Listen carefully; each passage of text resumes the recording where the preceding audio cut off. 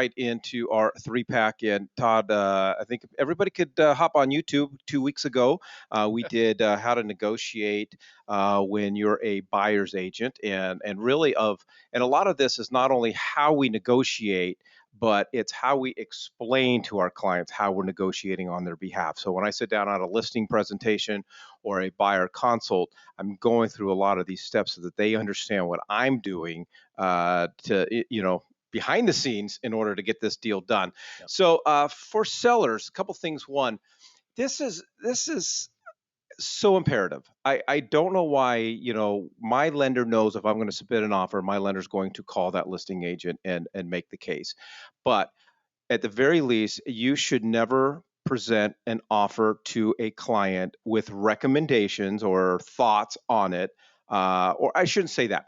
Your seller should never be seriously considering an offer until you have at least called that. That's a better way to Yep, put it. I like that. Until you've had a chance to actually call the lender.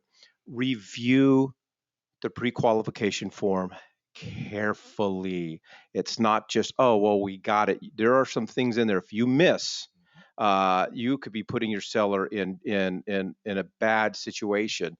For instance, make sure the contingencies are properly checked. I received an offer for one of my listings this weekend.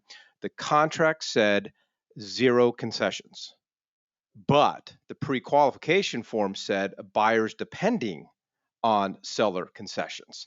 So I had to call the agent, I had to call the lender, and I had to make the lender actually send me a new pre-qualification form so that it reflected properly. You have to also make sure that form says that that the deal is not contingent on the sale of a house, because the additional clause addendum is not a requirement with a contract. So you got to check that pre-qualification form. You got to ask the right questions. And then I find I'm able to get more information from the lender than I am at the agent, especially if an offer's coming through where they need seller concessions, they need 3% in seller concessions. Well, what happens if it's only 1% in seller concessions, and just having that dialogue with that lender? Absolutely. This is one of the biggest and most important things. In fact, many of the real estate attorneys here in Arizona, the ones that you hear the names being used most often, these are the people who are also counseling AAR and brokerages and certainly agents if they pick up the phone and call these people. Well, here's what they're saying: that it's possible that you might not want to consider accepting an offer if there is not an AAR prequal form attached. And the reasoning behind that is because there are so many other portions of the contract that refer back to this document that ultimately isn't going to be there if they're dealing with big box banks. And everybody says, well, you can't get the big box banks to participate. And in that regard, I'd say you're absolutely right, because no lender is under the obligation to give us any document. But if the buyer, it's a buyer covenant in the contract. And so if the buyer really wants the offer to be considered, the buyer needs to tell their lender, I need to have this. It's in the contract that I'm going to provide it. So from a seller's perspective, Mike, for today's negotiating for your seller's behalf, I would clearly I would recommend you reach out to a real estate attorney here in town. Ask that real estate attorney, what are your perspectives? How does it change my seller's risk and liability? And then get that answer and then provide that to your seller. Yeah, and that's a good point. So when I do get a pre-qualification form, that's the second thing I look at. Yep. Where is this lender located at? Because if they're outside of Arizona, I got to have that conversation with them. Are you familiar with the AAR required forms, throughout this process? Timelines and the LSUs and the updates and things like that.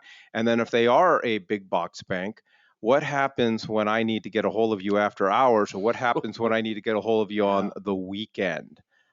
Just And things their that you need to know. processing is usually done in another state, so even the loan originator can't get the information. All right, so call the lender always. Number two, again, we talked about this when you're representing the buyer, research the seller's agent. I always like to know who's on the other side of the negotiating table. Negotiating is a game, Yep. and it's a fun game. If you let it be, yeah. But when you don't know who's on the other side of the table, you would never go to court without knowing who's the attorney on the other side or who's the You judge. might, but your attorney's not gonna. Yeah. So always know who's Yeah. on the other side of the negotiating table. I am taking a look at how long have they had their license, how long have they been in their business, but that's not always the case. There's agents that have been in the business for 20 years and have done 3 transactions, so I wouldn't Thank you for consider them saying that. experienced. So I want to know how many. Yeah, Kyle's here. Yep. Kyle's just going to Yep. go ahead and jump on Yeah, in. jump Voice in, from the Kyle. clouds. There I you go. apologize. This is Kyle's hour. Yeah, So, exactly. Yeah. but I want to know how Yeah. much experience they have. What am I up against? Can I take advantage? Can I ask probing questions that they probably shouldn't give me the answers to, but they will? And remember, your job, your fiduciary duty is to your client. And so when you find someone on the other end of the table and you believe they have less qualifications potentially than you do, but let's just say less than the average agent would, then this is a red flag. And you need to let your consumer know this, let the seller know that this, we're doing business with someone that, really hasn't done a lot of transactions. This could cause, set that expectation up. This could cause some issues. It might be the difference between which of one or two offers they accept. If you've got two different transactions and all of the terminology is relatively the same, with the exception of who's involved representing the buyer, you might want to pick the one that has a little more experience from that perspective. But to Mike's earlier point, how many times have you heard somebody say, well, I've had my license for 30 years? Yeah, well, great. Just because you had it, you activated it last week, but you might have had it for 30 years sitting in that inactive status. So I've had an MBA for over 20 years. Doesn't make me smart.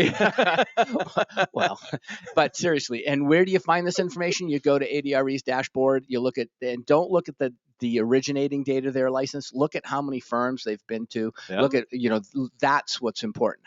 How many have they, and then look at MLS and see how many transactions But they've that's done. also, if I may interject, that's also not the You're going be-all, to, end-all. so go for it. Absolutely. This is my hour, as you said, so I'm going to jump right in.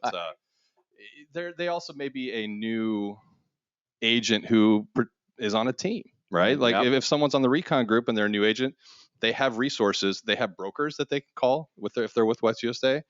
They may have a team lead that they can call and reach out to. So the fact that they haven't been in the business a long time doesn't necessarily mean that they don't or won't know what they're doing going through the transaction. So just bear It's that true. in mind. So these two things, when I sit down with my sellers, I articulate this is what we're doing on Yep. your behalf, Yep. and they love it because chances Agreed. are they haven't heard this from another agent. Agreed. And then the third thing is more of just explaining the process. When I sit down with a seller, we explain the process of when we're taking pictures and what the house should look like before we take pictures. Also, I'm a big coming soon guy, and I explain to them that like I love to, a seller always has a different opinion of how much their house is worth than what their house is really worth. So this coming soon, we've got 30 days to take this thing out for a spin. We're not accruing days on market. And this allows me to test the waters on price. If I'm not getting any feedback, not getting any calls, it could be an indication that I'm right, because I'm usually right, that your house is possibly overpriced. Every agent's got their own philosophy when listings go live. I personally like my listing to go live on Thursdays, and I explain why. Explain to them open houses and why. If I don't feel like doing open houses or I don't feel like it's a great house to do open house, I just explain to them that open houses are really just for agents to get new business. Gets me out of it. That's the lazy way to do it. And then I want to talk about is when we review offers and why. So I explained to my clients, I will send the offers as they come in. However, we might pick a day and time, whether it's a Sunday evening or a Monday evening, where we're going to go through all the offers together, and I make that spreadsheet and explain to them why we do that. I explain to them that I have to send these offers to you as they come in. I explain to them that even though we might say we're reviewing offers on a Monday, we might get an offer on Saturday that gives us till the end of Saturday to respond. I explain the terms of acceptance and it's just so that they always know. But one of the things that I do, and I try to always get it in writing, is we talked about this a couple weeks ago. Last time I checked, I owe no fiduciary responsibility to other agents. Is that fair? That would be an accurate statement. Okay. I might owe some code of ethics, but that's a whole different conversation. Yeah, there's a few there. Yeah. But I explained to them that, listen, this is not about being fair to other agents. My job is to get you the most amount of money in the quickest amount of time but with the best terms possible and with your permission. When an agent calls and says, "What's your highest and best offer sitting on the table?" I have no problem letting that agent know, because this weekend I had a listing and a couple agents go, "Thanks for letting me know. We're not nowhere near that ballpark." Right. Yeah, Kyle, let me ask a quick question to you.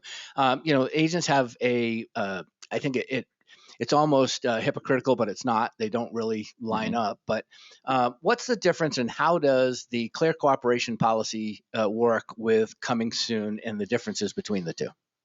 Well, clear cooperation, essentially a coming soon listing on MLS satisfies the clear cooperation rule for MLS. I mean, what that means is that as soon as the listing becomes publicly known, whether you put up a sign, you put up a Facebook ad, whatever it may be, even if you're talking to outside people, you're now making it a publicly known listing. You can't just have a quote unquote pocket listing anymore. It has to be, the rule for clear cooperation says it has to go on MLS within 1 business day.